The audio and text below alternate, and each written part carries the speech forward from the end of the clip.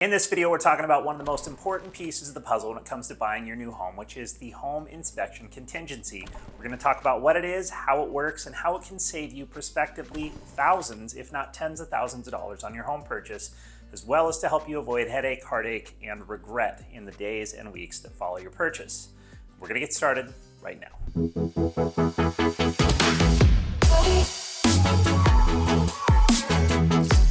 All right, so the first thing we want to do is jump into talking a little bit about what is a home inspection and what is a home inspection contingency. So first and foremost, the home inspection contingency is an addendum that we include with the purchase and sale agreement when you are pursuing the purchase of a home.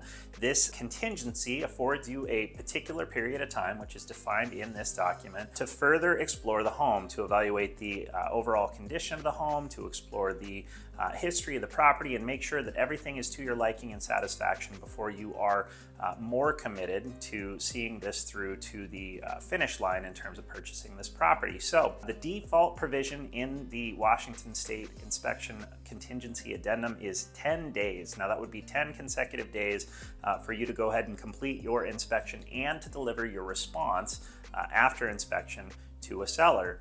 A lot of times, especially if we're trying to be a little bit more competitive in the offer that we're writing, we will shorten that time frame, perhaps down to 7 days, 5 days, and sometimes even less. But the idea is this is the period of time that we're asking for to A, complete our inspection, and B, get our response to the seller.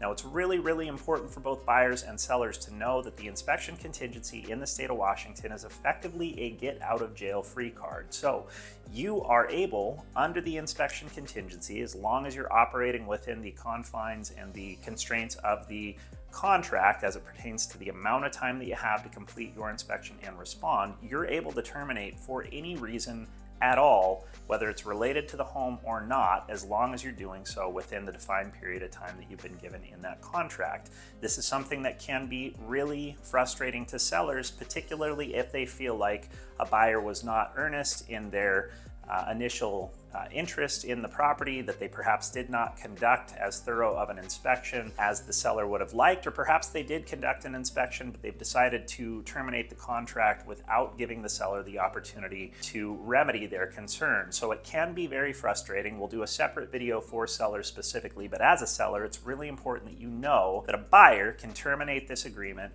for any reason or no reason under the inspection contingency. Next, we want to touch on who it is that can actually do the inspection. Now, the addendum here that we use in Washington State provides the opportunity for the buyer themselves to do the inspection should they choose to do so. They are also able to hire a licensed third-party inspector, which is what I would say 95% or more of buyers decide to do. They decide to hire a licensed inspector who has been trained specifically to evaluate homes and provide reports on the condition of the home, being generalists, not necessarily being experts in any one thing, but knowing enough about all the different systems of the home to provide some good feedback and to make you aware as to any particular concerns or things that you might want to evaluate further before you're fully committed to the home. So the buyer can do the inspection, third-party licensed home inspector can do the inspection. The contract does stipulate that a non-buyer family member, friend, even if they happen to be a contractor, are actually not allowed to do the inspection. So it needs to be conducted either by the buyer themselves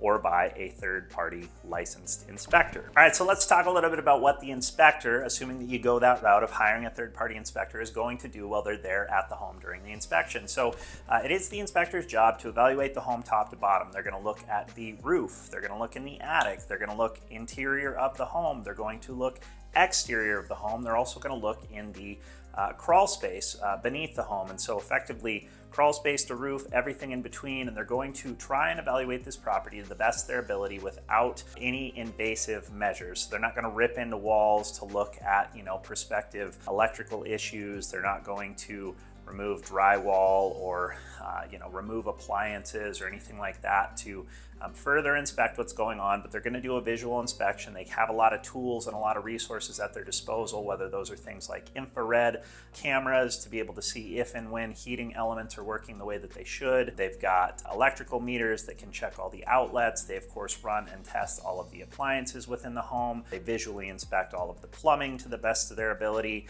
And so they're going to go through top to bottom and ultimately what they're going to come back with after they've completed their inspection is an inspection report. And this report, again, is going to go through all of the details of the home as it pertains to things like the roof, the foundation, the electrical, the plumbing. Every inspector is different in terms of the level of detail that they call out, but most inspectors will also call out cosmetic defects in the home as well. They'll call out scuffs and nicks and dings that are within the sheetrock or within the floors, or damage to countertops or backsplashes, things of that nature. So they really try to be very comprehensive to give you an eyes wide open approach to understanding the good and the bad about a home.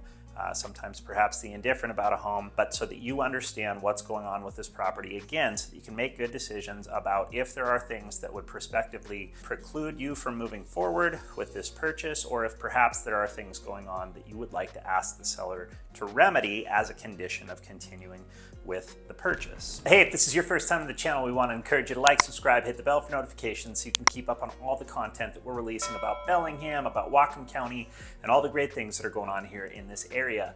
My name is Jeff Engen. I'm with MJB Real Estate Group here in Bellingham, and every day we get calls, texts, and emails from people just like you who are considering a move to this area, and we absolutely love it. So whether you're thinking about moving tomorrow, 10 months from now, or sometime in between, we encourage you to reach out. All of our contact information can be found below, and we will be standing by and ready to help in any way that we can. I also want to encourage you to download our completely free relocation guide you can access via the link in the screen or the link down below. But for now, let's get back to talking about the home inspection contingency and why it's such an important piece of the puzzle when it comes to buying your new home.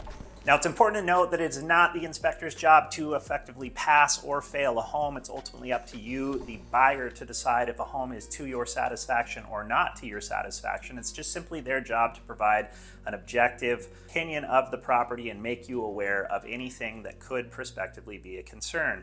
Now, sometimes there will be things that come up on a report that will be beyond the scope of expertise of the inspector, and they will likely recommend in their report that you hire a licensed party within that respective field to further evaluate the issue. So if there's an issue with the roof, they would perhaps call out in the report that you should contact a roofing professional. If there's an issue with electrical or plumbing, they would of course recommend that you contact an electrician or a plumber.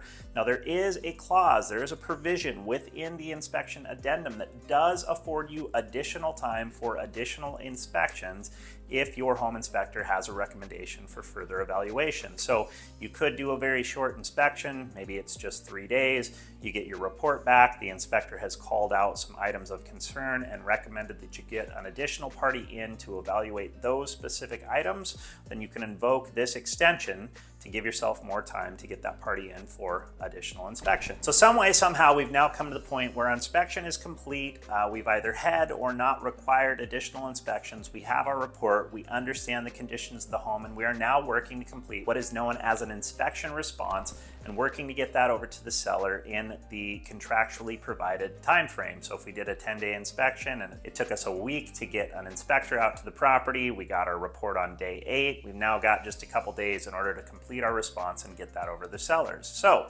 what we're going to do is, together with this report, we're going to sit down and go over each of these items line by line and determine which items are substantial and significant and perhaps things that we want to ask for, and also which items are probably not a big deal, depending on your plans for the home. Maybe you're planning on doing a big remodel and there's some damage to some flooring. Well, if you're replacing the floors, that's not going to be a concern. So maybe those are things that you look past. But we're going to compile a list to accompany our response, and we're going to get that over to the seller and make a request of them to make certain repairs or prospectively to provide us with a credit in lieu of repairs in order for us to continue forward in this contract. Once we have delivered that over to the seller, they then have 3 days to respond back to us, and their response could be as follows. They could agree to everything that we have asked for. They could decline to do any of the things that we've asked for, or they could propose an alternate solution. Now, I mentioned a moment ago, sometimes we're asking for repairs, sometimes we're asking for a credit. A lot of the time, especially if a home is vacant and the seller is located outside of the area, there's not reasonable means for them to oversee contractors and have work being done, especially if the closing time frame is relatively short. So oftentimes what we see, especially in vacant homes, is that a seller might come back and say, hey, I'm not really interested in fixing items A, B, C, D, E, and F, but I'll tell you what, instead of fixing those items, I will give you a credit, let's say $5,000, to contribute towards your closing costs. That's going to keep cash in your pocket at closing that you would have otherwise had to have brought to the closing table, and you can select contractors of your choosing and complete those repairs to your preferences after closing.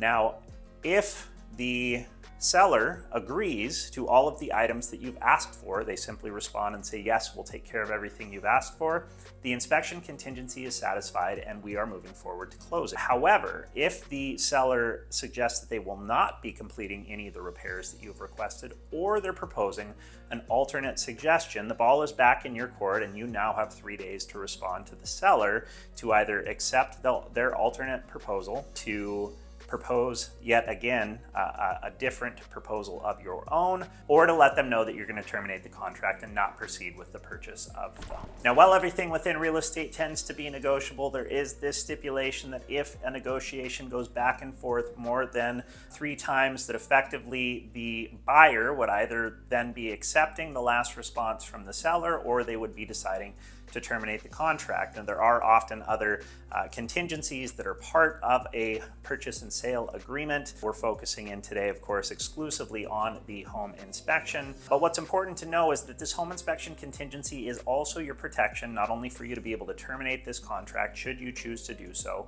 but it also protects what are known as your earnest funds. So your earnest funds are money that you're putting down on the purchase. You can think of it as like an early deposit, a good faith deposit that goes to the title company within typically 3 days of you going under contract on your purchase.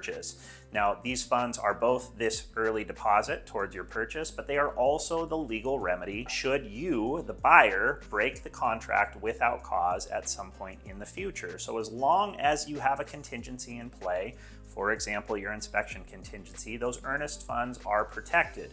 Should you decide to back out using the home inspection contingency, those funds will be returned to you in full. Now, if we get through all of your contingencies and you just simply change your mind or you break the contract without cause, well, then the seller is legally entitled to those funds to be released to them, and that is the full and satisfactory resolution of the matter from a legal perspective. They cannot sue you, they cannot try to force you into what's called specific performance to make you buy the home. They just get to keep those earnest funds and proceed in putting the home back on the market, take it off the market, whatever they would choose to do. But the home inspection contingency is phenomenally important. So as you're going through this process, if we learn that there's a major problem with the heating or cooling system of the home, we learn that there's a major problem with a roof, perhaps a major problem with a foundation or with a crawl space. These are typically the big ones, occasionally electrical, occasionally plumbing.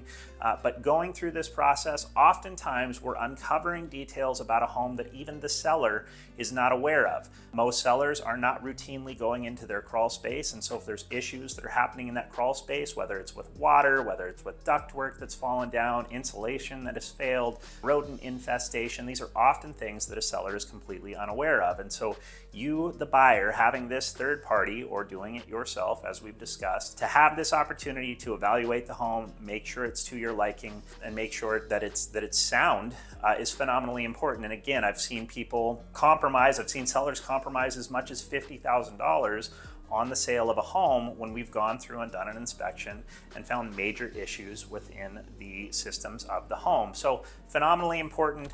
As always, I hope that this video has been helpful and informative. Would encourage you to reach out with any questions that you might have. Again, remind you one last time that all of our contact information can be found below. As always, appreciate you taking the time to watch this video, and I look forward to seeing you again soon.